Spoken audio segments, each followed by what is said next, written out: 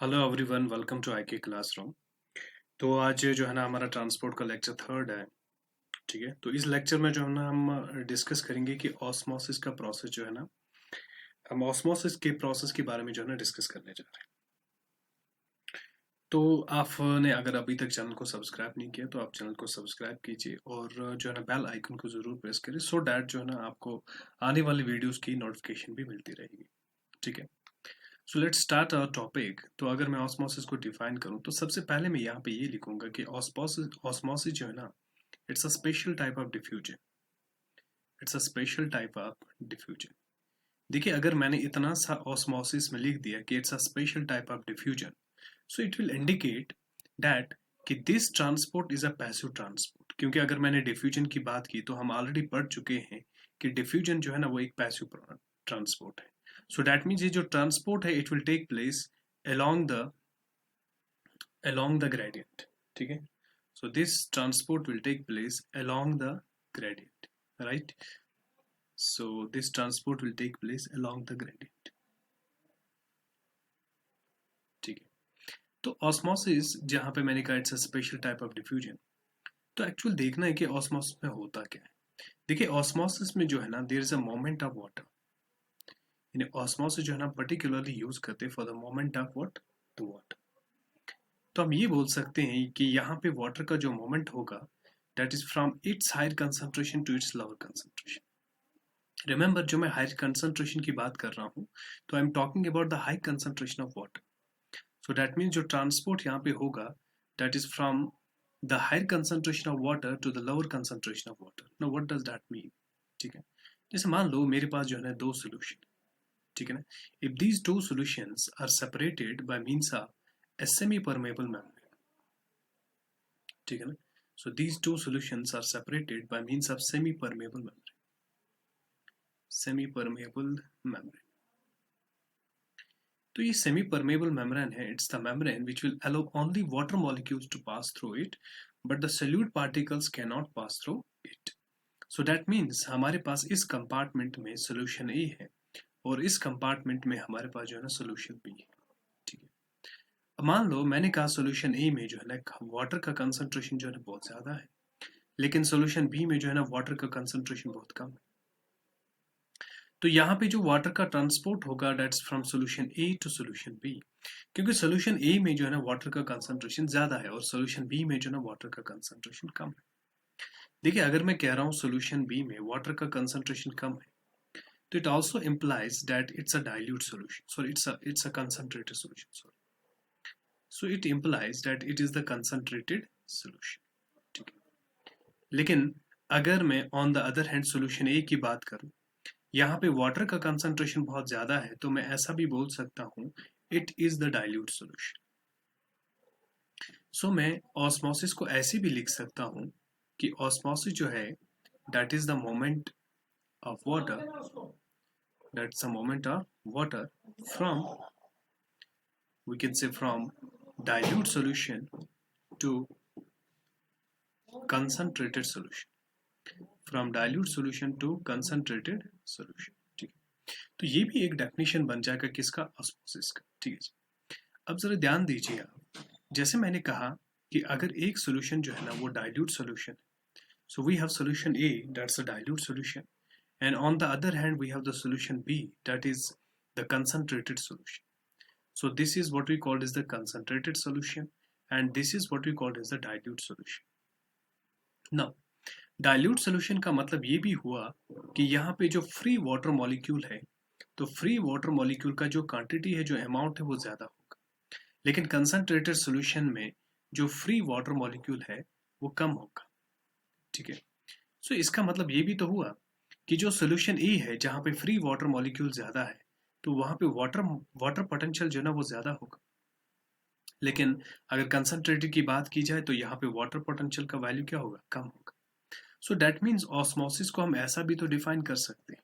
ठीक है ना, we can also write it's a moment of water, it's a moment of water from higher water potential to lower water potential, from higher water potential to lower water potential.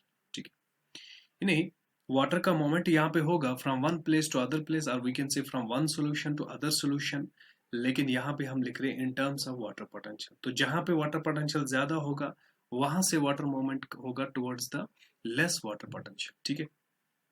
क्योंकि water potential हमने कहा था it will measure the tendency of the water molecule to move. तो जहाँ पे free water molecule ज्यादा है तो उनमें ज्यादा टेंडेंसी होगी मूव करने की, ठीक है। सो ऑस्मोसिस को अगर हम कंक्लूड करें तो सबसे पहली बात हमने कंसंट्रेशन की बात की, तो हमने बोला from high water concentration to low water concentration, ठीक है जी। दूसरा डेफिनेशन हमने बोला था कि हमने ये भी बोला था दूसरी डेफिनेशन में कि यहाँ पे जो है डाइल्यूट सॉल्यूशन से लेकर concentrated solution, so dilute to concentrated solution. तीसरा हमने देखा that is from high water potential to low water potential. So ये तीनों जो है ना, इन तीनों जो है ना वो डेफिनेशन बन जाएगी किसकी, ऑस्मोसिस की। सो फाइनली हमने ये देखा कि तीनों प्रोसेसेस में क्या हो रहा है, मोमेंट हो रहा है। किसका मोमेंट हो रहा है, वाटर का मोमेंट हो रहा है। So that means ultimately there is a moment of water, but water का मोमेंट कहाँ से हो रहा है, from we can say from its higher concentration to its lower concentration, or we can say from dilute solution to the concentrated solution, or we can say from high water potential to low water potential, okay। now see, अब जो मैं osmosis की बात कर रहा हूँ, ठीक है, तो इस ऑस्मोसिस के जो है ना जनरली दो टाइप्स है। We can say there is endosmosis, ठीक है, and there is what we call as the exosmosis, exosmosis, ठीक है। तो लेट्स अंडरस्टैंड कि अगर हमने यहाँ पे सेल ली, ठीक है, और अगर हम यहाँ पे देख रहे हैं कि वाटर जो है ना उसका मोमेंट हो रहा है फ्रॉम आउटसाइड टू इनसाइड, यानी सेल के अंदर वाटर एंटर कर रहा है, then we call it as what we call as the endosmosis. लेकिन अगर वाटर का मोमेंट जो है ना फ्रॉम इनसाइड टू आउटसाइड हो रहा है तो उस केस में हम इसको बोलते हैं एक्सोसिस, एक्सो ऑस्मोसिस। तो एक्सो ऑस्मोसिस में क्या हो रहा है कि वाटर जो है that moves, the water moves from in to out, from inside to outside. और एंड ऑस्मोसिस में क्या हो रहा है, फ्रॉम आउटसाइड टू इनसाइड, ठीक है। तो ये एंड ऑस्मोसिस में हो रहा है और ये किस में हो रहा है, एक्सो ऑस्मोसिस हो रहा है, ठीक है। देखिए क्वेश्चन ये है कि एंड ऑस्मोसिस कब होगा, एक्सो ऑस्मोसिस कब होगा। तो उस चीज के लिए हमें समझना पड़ेगा what is tonicity, what is tonicity. Remember, tonicity में हम जो है ना तीन तरह की टोनिसिटी जो है ना देखने वाले हैं। One is called as the hypertonicity, yeah, we can say hypertonic solution. We'll see what is hypotonic solution. तो इसी तरह हम देखने जा रहे हैं what is isotonic solution, isotonic solution. तो remember these things, ये जो तीनों चीजें हैं these are comparative terms, comparative terms, यानी आप जो है ना हमेशा हाइपरटोनिक को तब डिफाइन करोगे जब आपके पास जो ना दो सोल्यूशन होंगे, या तो एक एक्सटर्नल सोल्यूशन होगा और सेल के कंपैरिजन में आप इसको डिफाइन कर सकते हो। जैसे मान लो मैंने कहा कि यहाँ पे मैंने एक सेल ली, ठीक है ना, suppose this is the cell, और इस सेल में जो है ना इसका जो है ना अपना प्रोटोप्लाज्म है यहाँ पे, ठीक है। सो दैट मीन्स सेल के अंदर एक सोल्यूशन है। तो सपोज हमने कहा इस सोल्यूशन में जो है ना क्या है, वाटर का अमाउंट जो है ना कम है और जो है ना सोल्यूट का अमाउंट ज्यादा है, ठीक है। और हम इस सेल को जो है ना एक ऐसे बीकर में रखते हैं जिस बीकर में हमने एक दूसरा सोल्यूशन लिया, और हम जब देखते हैं उस दूसरे सोल्यूशन को तो उसमें वाटर का कंसंट्रेशन ज्यादा है as compare to this solution, and उसमें जो है ना सोल्यूट का कंसंट्रेशन जो है ना वो कम है as compare to this solution. यानी ओवरऑल हम ये बोल सकते हैं कि जो यहाँ पे अगर मैं इसको सोल्यूशन बी नाम रखूं और इसको सोल्यूशन ए नाम रखूं, तो कहने का मतलब ये है कि यहाँ पे सोल्यूशन ए जो है वो कंसंट्रेटेड सोल्यूशन, और जो सोल्यूशन बी है वो डाइल्यूट सोल्यूशन है, ठीक है ना, वो क्या है, डाइल्यूट सोल्यूशन। अब देखिए अगर ये सोल्यूशन बी जो है ना डाइल्यूट सोल्यूशन, तो इसका मतलब ये भी तो हुआ कि यहाँ पे वाटर पोटेंशियल जो है ना वो ज्यादा होगा ठीक है। और अगर सोल्यूशन ए जो है वो कंसंट्रेटेड है तो इसका वाटर पोटेंशियल क्या होगा, कम होगा। वी नो वाटर का मूवमेंट जो है that's from high water potential to low water potential, so that means जो यहाँ पे वाटर के मूवमेंट का डायरेक्शन होगा, तो वाटर के मूवमेंट का जो डायरेक्शन होगा यहाँ पे that will be in this way, ठीक है ना। यानी यहाँ पे वाटर जो है ना that will enter into the cell, और इस प्रोसेस को हम बोलेंगे एंड ऑस्मोसिस। इसको क्या बोलेंगे? एंड ऑस्मोसिस, ठीक है जी। अब जरा ध्यान दीजिए, यहाँ पे सोल्यूशन बी जो है वो डाइल्यूट सोल्यूशन है, लेकिन सोल्यूशन ए जो है वो क्या है? कंसंट्रेटेड। तो अगर मैं ए को बी के साथ कंपेयर करूं तो ए जो है वो हाइपरटोनिक है विथ रिस्पेक्ट टू बी, लेकिन अगर आप बी को ए के साथ कंपेयर कर रहे हो तो बी जो है ना that is hypotonic with respect to A, ठीक है जी। That is hypotonic with respect to A, यानी यहाँ पे कंसंट्रेशन जो है ना वो कम है, यहाँ पे ज्यादा है, ठीक है। सो अगर मैं बी को ए के साथ कंपेयर करूं तो मैं ऐसा बोल सकता हूं जो बी है that is hypotonic solution, that is B is hypotonic solution. लेकिन मैं तब बोल रहा हूं जब मैं इसको किसी और सोल्यूशन के साथ यानी सोल्यूशन ए के साथ कंपेयर कर रहा हूं। इसी तरह अगर मैं सोल्यूशन ए को बी के साथ कंपेयर करूं तो I can say solution A जो है ना दैट इज हाइपरटोनिक, ठीक है। सो दैट्स व्हाई मैंने पहले कहा था these are the comparative terms. तो सिमिलरली मान लो अगर मैंने ऐसा सेल लिया जिसके अंदर सोल्यूशन ए है और जो कि है ना डाइल्यूट सोल्यूशन, और इसको मैंने जो है ना एक ऐसे सोल्यूशन में डाल दिया जिसका सल्यूट कंसंट्रेशन काफी ज्यादा है, यानी सोल्यूशन बी जो है वो एक कंसंट्रेटेड सोल्यूशन। तो इस केस में ऐसा होगा कि यहाँ पे सोल्यूशन बी जो है, ठीक है ना, this is concentrated solution, so that means we can say it is hypertonic, it's hypertonic with respect to solution A. लेकिन अगर आप सोल्यूशन ए को देख रहे हो तो सोल्यूशन ए जो है that is hypotonic with respect to solution B, ठीक है। सिमिलरली अगर कंडीशन ऐसी है कि मान लो हमारे पास सोल्यूशन ए है, ठीक है ना, जिसका कुछ कंसंट्रेशन है, और मैंने इसको जो है ना ऐसे सोल्यूशन में डाल दिया जिसका कंसंट्रेशन जो है यानी जिसका सल्यूट कंसंट्रेशन जो है ना वो इस सल्यूट कंसंट्रेशन के बराबर, यानी यहाँ पे ए और बी में कंसंट्रेशन जो है ना वो इक्वल है, ठीक है। So they have what we called as the equal concentration, right. तो इक्वल कंसंट्रेशन अगर यहाँ पे है तो इस कंडीशन में हम बोलेंगे that is isotonic solution, isotonic solution. So that means यहाँ पे B जो है that is isotonic with respect to A and A is also isotonic with respect to B, ठीक है। So that means we have three conditions here. One is hypertonic, second is hypotonic and third is isotonic. तो जैसे मैंने कहा मान लो मेरे पास दो solution है, मैं अब इसको जो है कंक्लूड करने वाला हूँ। तो अगर आपके पास यहाँ पे सोल्यूशन A है और यहाँ पे सोल्यूशन B है, ठीक है, तो अगर सोल्यूशन A का कंसंट्रेशन जो है ना सोल्यूशन B से ज्यादा है तो सोल्यूशन ए जो है ना वो हाइपरटोनिक हुआ, सोल्यूशन बी जो है वो हाइपोटोनिक हुआ। अगर सोल्यूशन ए का कंसंट्रेशन सोल्यूशन बी से कम है तो सोल्यूशन ए जो है वो जो है ना हाइपोटोनिक हुआ और सोल्यूशन बी जो है ना वो हाइपरटोनिक होगा। लेकिन अगर दोनों का कंसंट्रेशन इक्वल है तो उस केस में यहाँ पे हम इसको बोलेंगे आइसोटोनिक सोल्यूशन, ठीक है जी। So that means this is the condition of isotonic solution. लेकिन यहाँ पे अगर हम सिर्फ ए के रेस्पेक्ट में बात करें तो ए जो है that is what you call is a hypotonic, ठीक है। लेकिन अगर हम यहाँ पे ए के रेस्पेक्ट में बात करें तो ए जो है that is the hypertonic solution, right. Now तो ये था टोनिसिटी। तो टोनिसिटी के बेस पे हमने देखा कि we have three types of solution, hypertonic, hypotonic and isotonic, ठीक है। नाउ ध्यान दीजिए आप, जैसे मैंने कहा ये सेल है, ठीक है, ये क्या है? सेल है, ओके। अब इस सेल में क्या हुआ? एंड ऑस्मोसिस हुआ, यानी वाटर जो है ना that enters into the cell.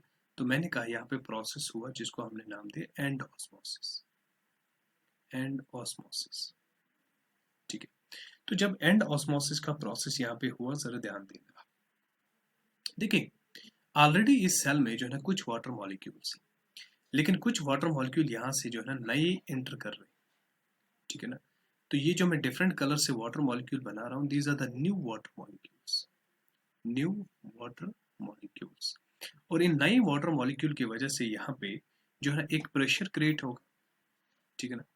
तो यहाँ पे जो है ना pressure is created, the pressure is created, यानी इन नए वाटर मॉलिक्यूल की वजह से ये इस पे जो सेल की जो वॉल है इस पे क्या होगा? एक प्रेशर एक्सर्ट होगा, ठीक है। तो ध्यान दीजिए जो यहाँ पे न्यू वाटर मॉलिक्यूल्स एंटर कर रहे हैं इनकी वजह से इस सेल की वॉल पे एक प्रेशर यहाँ पे एक्सर्ट होगा. Now we call that pressure as the Turger pressure. उस प्रेशर को हमने क्या नाम दिया? Turgor pressure. Turgor pressure. ठीक है. तो मैंने ऐसे कहा कि जब यहाँ पे नए वाटर मॉलिक्यूल्स एंटर कर रहे हैं, यानी जब यहाँ पे एंड ऑस्मोसिस का प्रोसेस हुआ, तो उसकी वजह से क्या हुआ, यहाँ पे जो नए वाटर मॉलिक्यूल्स एंटर कर रहे हैं तो उनकी वजह से, ठीक है ना, यानी ओवरऑल जो वाटर मॉलिक्यूल्स हैं उनकी वजह से यहाँ पे वॉल पे एक प्रेशर एक्सर्ट होगा, that's called the turgor pressure. ठीक है जी. लेकिन ये जो टर्गर प्रेशर है जो कि वॉल पे एक्सर्ट हो रहा है, तो वॉल जो है ना वो उल्टा इस पे जो है ना वापस प्रेशर एक्सर्ट करेगा in the opposite direction but equal in magnitude. तो वॉल की वजह से वहां से अपोजिट डायरेक्शन में प्रेशर एक्सर्ट होगा, जिसको हम कहते हैं wall pressure, that's WP, wall pressure. तो आपने देखा जब एंड ऑस्मोसिस का प्रोसेस हुआ, let me repeat it like this, कि जब एंड ऑस्मोसिस का प्रोसेस हुआ तो suppose this is the water molecule. इस वाटर मॉलिक्यूल की वजह से यहाँ पे एक प्रेशर एक्सर्ट होगा जिसको हमने नाम दिया TP, that's a turgor pressure. ठीक है जी. लेकिन साथ में मैंने ये कहा कि वहां पे इसके अगेंस्ट यानी अपोजिट डायरेक्शन में जो ना इक्वल मैग्नीट्यूड का प्रेशर एक्सर्ट होगा, that's called the WP, that's wall pressure. ठीक है. So that means mathematically we can write that turgor pressure is negative of the wall pressure. यानी टर्गर प्रेशर और wall pressure जो है ना they are equal in magnitude but they are opposite in direction. ठीक है. So that's why मैंने यहाँ पे जो है ना नेगेटिव साइन लिखा. ठीक. तो ये कब हुआ, जो है ना एंड ऑस्मोसिस की वजह से हुआ. ठीक है. सो वी कैन राइट कि जब एंड ऑस्मोसिस का प्रोसेस होगा, एंड ऑस्मोसिस का जब प्रोसेस हुआ तो एक पॉजिटिव प्रेशर क्रिएट होगा. The positive pressure is created. ठीक है ना. And that positive pressure which is created is called turgor pressure. Turgor pressure जो कि सेल को जो है ना टर्जिड बना देगा. ठीक है जी. नाउ इसी तरह अगर एक्सो ऑस्मोसिस होगा तो एक्सो ऑस्मोसिस क्या होगा, उसमें वाटर जो है ना दैट्स रिमूव्ड. तो इसकी वजह से एक जो है ना नेगेटिव प्रेशर यहाँ पे डेवलप, और उस नेगेटिव प्रेशर को हम नाम देते हैं, we call it as simply tension. ठीक है ना. So the two things are there कि जब एंड ऑस्मोसिस का प्रोसेस होगा तो water molecules will enter into the cell, they will create pressure against the wall, that's called the turgor pressure. और वहां से अपोजिट डायरेक्शन में एक प्रेशर मिलेगा, that's called the wall pressure. They are equal in magnitude but they are opposite in direction. तो osmosis में क्या होगा, वाटर जो है ना वो रिमूव होगा, तो जिसकी वजह से एक नेगेटिव प्रेशर क्रिएट होगा जिसे हम जो है ना टेंशन का नाम देते हैं. ठीक है जी. सो नॉर्मली याद रखना अंडर नॉर्मल कंडीशंस. ठीक है. So we can say under normal conditions we have seen that turger pressure is equal to wall pressure अगर मैं मैग्नीट्यूड की बात कर रहा हूँ. ठीक है. सो नॉर्मल कंडीशन में टर्गर प्रेशर किसके बराबर होगा, वॉल प्रेशर के बराबर. बट इसमें हमें एक एक्सेप्शन याद रखना होगा, that is when cell is flaccid. जब सेल फ्लैसिड होगी तब ये कंडीशन अप्लाई नहीं होगी. ऐसा क्यों नहीं होगा तो वो हम जो है नेक्स्ट लेक्चर में देखेंगे. Thank you.